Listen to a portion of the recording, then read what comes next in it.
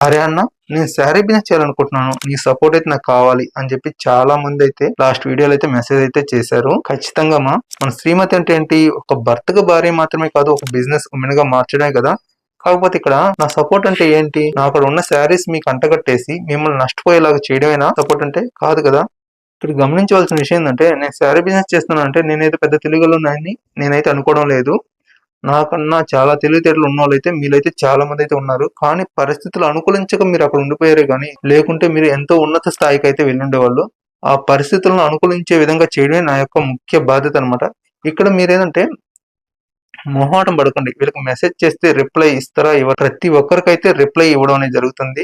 మీరు కామెంట్ లో హాయ్ అని పెట్టండి. నా వాట్సాప్ నెంబర్ అనేది మీకు సెండ్ చేయడం జరుగుతుంది.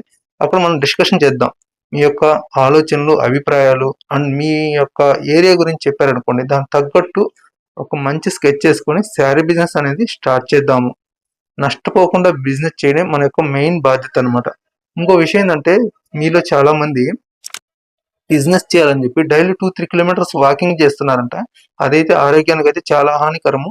అరే అన్న, వాకింగ్ చేస్తే మంచిదే కదా ఆరోగ్యానికి అంటే, అంటే కాళ్ళతో వాకింగ్ చేస్తే మంచిదేను. కాకపోతే మీరేందంటే యూట్యూబ్ అండ్ ఇన్స్టాగ్రామ్ రీల్స్ చూస్తూ డైలీ ఫింగర్ తోటే డైలీ 2-3 కిలోమీటర్లు అలా అలా స్క్రోల్ చేస్తూ వాకింగ్ చేస్తున్నారంట.